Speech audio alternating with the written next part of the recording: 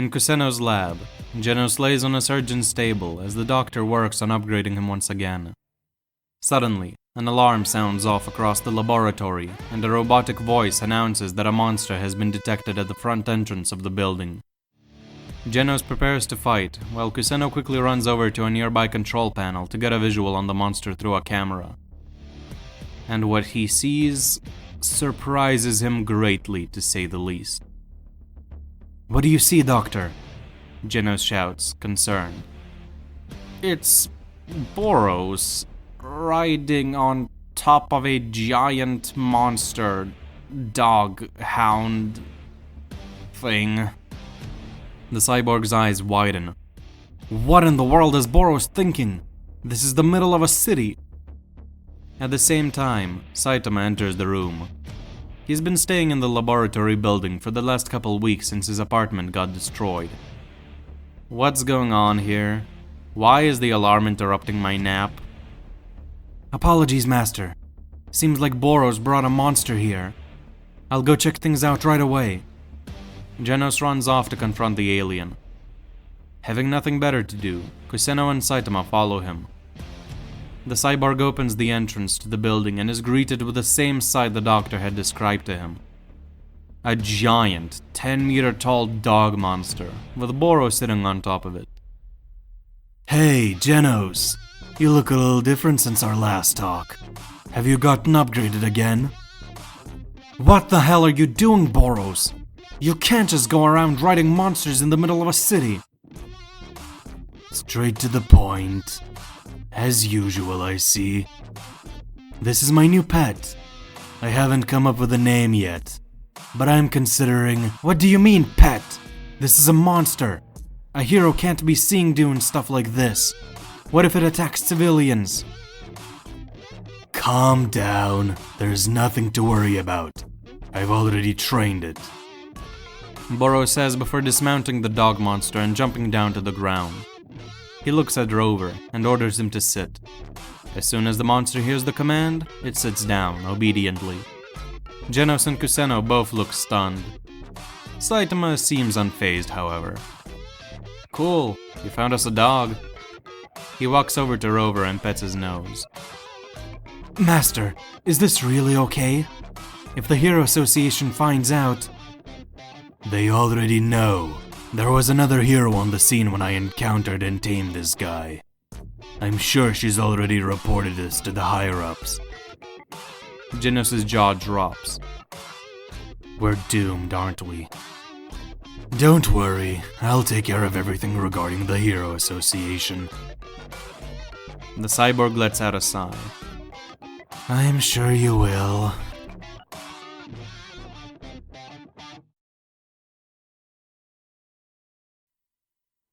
While Boros plays hero, Garo keeps up his hero hunter antics by finding and beating down various lower-class heroes. He's careful not to leave any trail for Bang and Bomb to follow.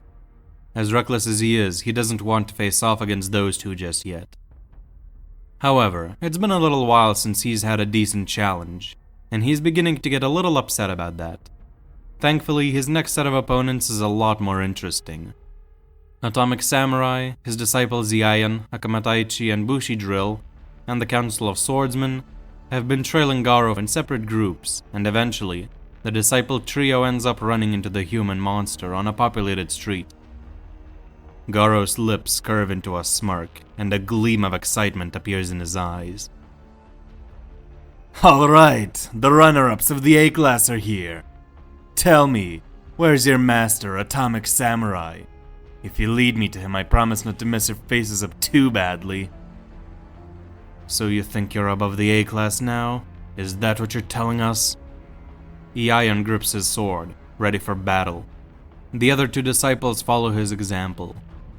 Bushi Drill takes a moment to reach his hand behind his back and secretly presses a button on his phone as well, alerting any nearby heroes to their location.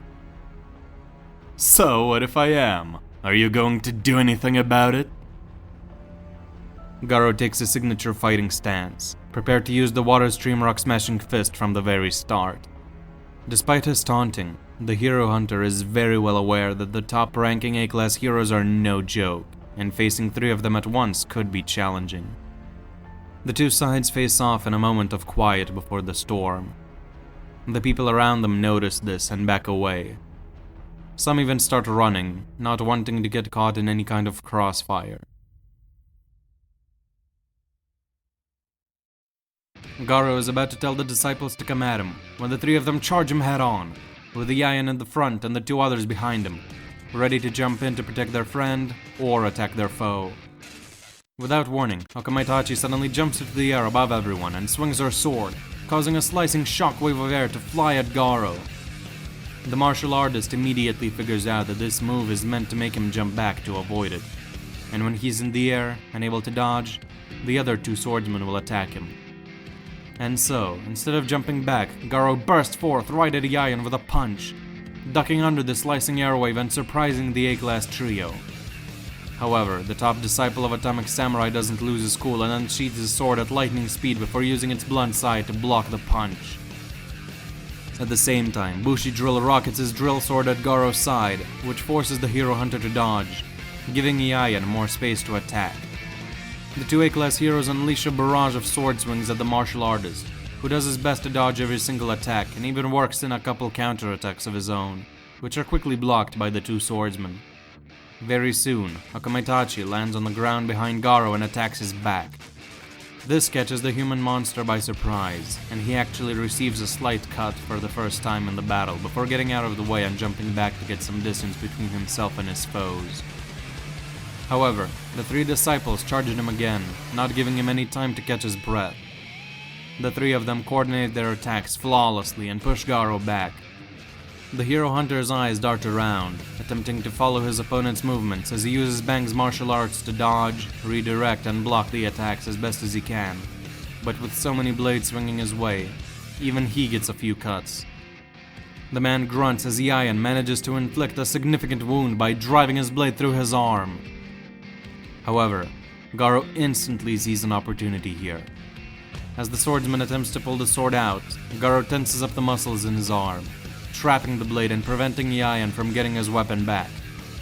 At the same time, the hero hunter rockets his free fist at his foe's face. Seeing this, Yayan is forced to let go of his weapon to get out of the way of the punch. However, not all is good for Garo as the other two A-class heroes rush him from both sides. The martial artist crouches down and jumps high into the air, way above the incoming attack. "Big mistake!" Akamaitachi shouts as she starts swinging her sword, creating many air blades that shoot at the hero hunter. Garo's eyes narrow. He pulls Yayan's sword out of his arm and uses it to block the slices before landing on the ground and rushing at the trio. He swings the sword wildly, forcing Akamaitachi and Bushido to block it with their own swords. Yayan, meanwhile, attempts to circle around Garo to hopefully prevent him from jumping back again, as well as put pressure on him from behind. Noticing this, the hero hunter smirks. He suddenly turns around and rushes at the disarmed hero. However, as he tries to hit Yayan with his sword, the swordsman easily dodges the swings. "You really think you can cut a master swordsman with sloppy strikes like these?" Yayan asks. "No, but I can do this!" Garo drops the sword and proceeds to attack Garo with his water stream rock smashing fist. Before the other disciples can get to their friend, the hero hunter pummels him as much as possible and with a massive uppercut, ends up knocking Yayan onto his back, before turning to face the other two heroes. With the fight having turned into a 2v1 instead of a 3v1, Garo has a much easier time and is able to keep up a lot more easily. Soon, he manages to disarm and defeat Akamaitachi and Bushido. He pants heavily. As he turns around to finish off Yayan, he sees a sword shooting at his face. At the last possible moment, Garo just barely dodges the thrust, but gets a pretty deep cut on his cheek. Seems Yayan has recovered from the pummeling he's received and picked up his sword to fight again. "You're a persistent one, aren't you?" He laughs and the fight resumes as a 1v1. It's a difficult struggle for both men, but in the end, Garo is able to find an opening and knocks Yayan out. He takes a moment to look at himself. The battle ended in his favor, but he received numerous cuts all over his body, as well as a stab wound on his arm. "Damn, this is bad," I'm bleeding too much. He begins walking, hoping to get back to his hideout. So you're the infamous hero hunter. Not impressed. I was expecting someone cool and intimidating, but all I see is a guy who has too much time on his hands. A voice comes from behind Garo, who quickly turns around to see who's talking, only to see a child. But not just any child. Class S, rank 5, Child Emperor. What are you doing here? Isn't it obvious? I received a call for backup from a hero and rushed over here. Many other heroes got the message too, so they'll be here soon. You're pretty much finished. The kid informs the hero hunter. Garo frowns. So one of those three managed to call for backup, huh? Guess this means this place is about to become a bloodbath! Just to let you know, I'm not about beating up a child if they're playing hero. Garo breathes in deeply before bursting at Child Emperor. The child genius immediately activates his backpack and numerous weapons shoot out of it, causing the martial artist's eyes to widen. Giant knives, saws, claws, swords, and guns all start swinging and shooting at him. What the hell? Garo shouts in surprise as he just barely dodges or deflects the attacks. What kind of cheat code backpack is that? How is it physically possible to have this much bullshit in there? It's called technology, stupid. Child Emperor retorts as his backpack grows several spider-like legs and suspends the kid safely in the air while all his weapons do the fighting. Garo is pushed back further and further as the dozens of weapons pressure him. The human monster is forced to push his body to its limit just to survive. There's not even a chance to counterattack. This is the end for you, hero hunter! Child Emperor exclaims as he drops several black balls out of his backpack, which morph into dogman robots and rush at Garo, putting even more pressure on the man. Garo lets out a roar and uses his water stream rock smashing fist to deflect hits from the backpack with his hands, while dismantling the robots with kicks. However, once he destroys a couple of them, the remaining three robots fuse together, forming a humanoid robot Cerberus, which is actually able to somewhat match Garo in terms of strength, and lands a few hits on Garo, making him cough up blood. As the human monster fights for his life, Child Emperor drops a few more dogman robots to attack him. The martial artist's body receives dozens of cuts, bruises, and blows, even with him doing his best to deflect the incoming attacks. Garo's vision begins to blur slightly due to all the pain and blood loss.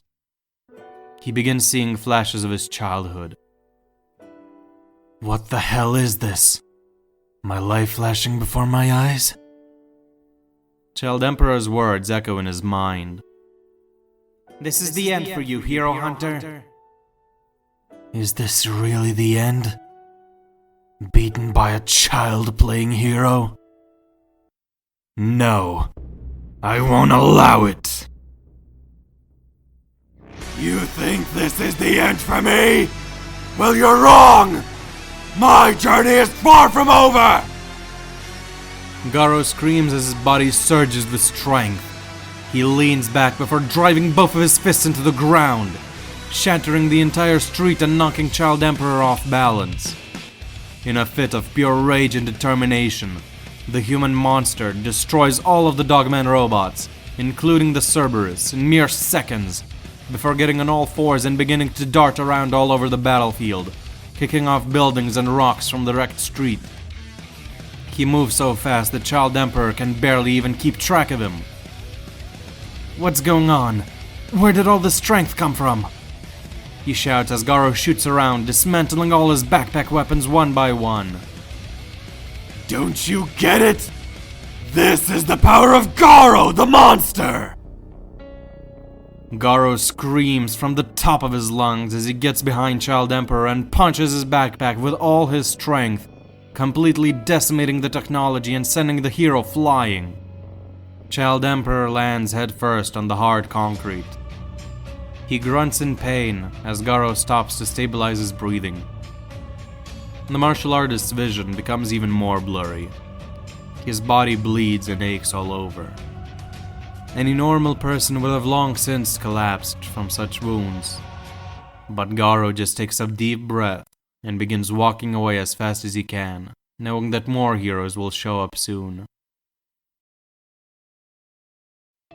Suddenly, a pair of giant claws lands on his shoulders and grips them tightly before lifting him into the air. What? What's going on? Who are you?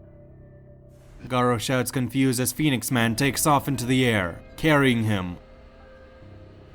Hello, Hero Hunter. I am Phoenix Man, and I don't mean you any harm. In fact, I'm getting you to safety. I don't need any help! Where'd you even come from? I've been watching you for quite some time, waiting for a chance to chat. I have an offer for you, but that can wait. This place will be crawling with heroes soon.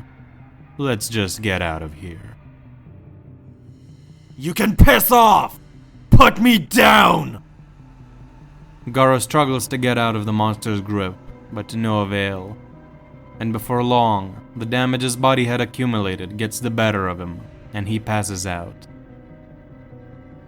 Garo, did you fall asleep? Good, makes my job easier. I just hope that when you wake up, you'll be more cooperative. After all, I need a partner who's actually willing to work alongside me. Now that the Monster Association is gone, I thought I'd be in trouble. But it seems the world has brought me another opportunity. One that isn't as grand, but perhaps even more intriguing than the last one. Phoenix Man flies off into the horizon, with Garo in his claws.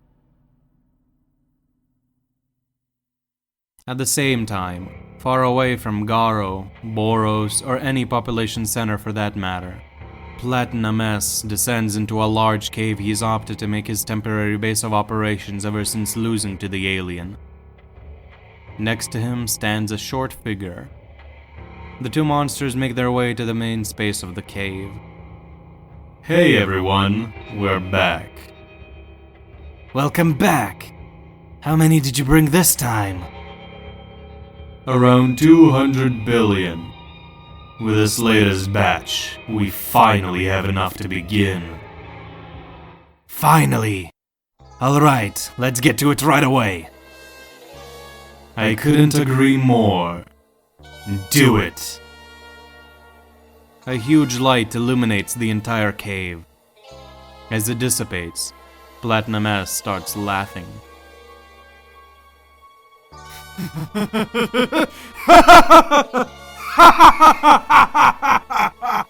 Yes! It worked! It actually worked! Boros! You will rue the day you let me live! With this, I'll conquer the planet in no time! In fact, the existence of the alien proves that there's an entire universe out there for me to take hold of! Just you wait. I'll become the ruler of it all. The monster laughs maniacally. Whatever is about to happen next, it will change the world forever.